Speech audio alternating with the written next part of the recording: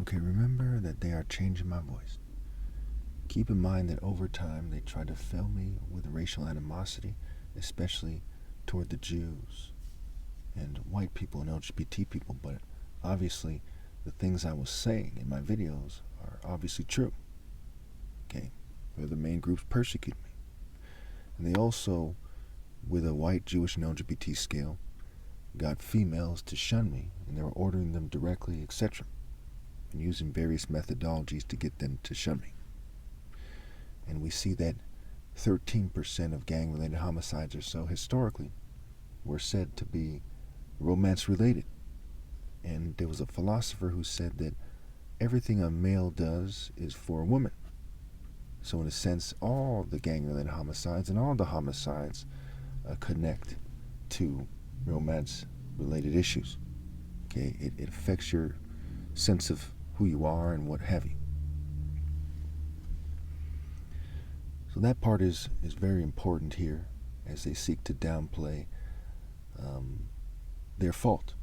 I mean, my goodness, they set the stage to the best of their ability with scientists and military-grade provocation for me to be angry, so they could then try to take me to the psych ward. I mean, how pathetic is that?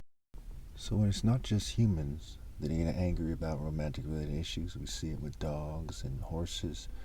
We see it with different types of animals, like elk with the horns. We see it all throughout nature, in the patterns of nature. Turkeys, they get all swole. Roosters, okay. And of course, the word martial is marital scramble. And I've understood these things for a long time, you know. I remember being in school, and I pointed out in like 4th grade or so, I was like 9 years old or whatever, I pointed out that there's a bunch of sick war profiteers who get a kick out of war because they're just, ignoble dogs. And I've always been smarter than my classmates, and the teacher noticed that as well, because when you're a teacher for a long time, you know, perhaps better than most people do, that grades don't mean everything, right? There's different forms of intelligence. There's street smarts, life smarts, book smarts hardly mean anything. It just, if you care about money, and money's the root of all evil, you care about book smarts. If you want to help an evil government abuse people for white supremacy or some despicable goal like that, then that might mean more to you. Even the marks in school, the mark of the beast, grades, right? The word grade is add G, scrambled. And G is the earth deity Gaia, G-A-I-A. And the word school is look spelled backwards with a HC instead of a K. So you see with the wordplay, it's add GR, add GAR, okay, add gear, and add gray. Of course, gray, the color of being neutral, right? Neutral. Okay, because one who's slacking his work is brother to one who destroys. So you're just another troll helping him out and saying stupid stuff your whole life by your actions and otherwise. We see that being a genius comes from the Greco-Roman mythology. It has to do with the serpent, the devil.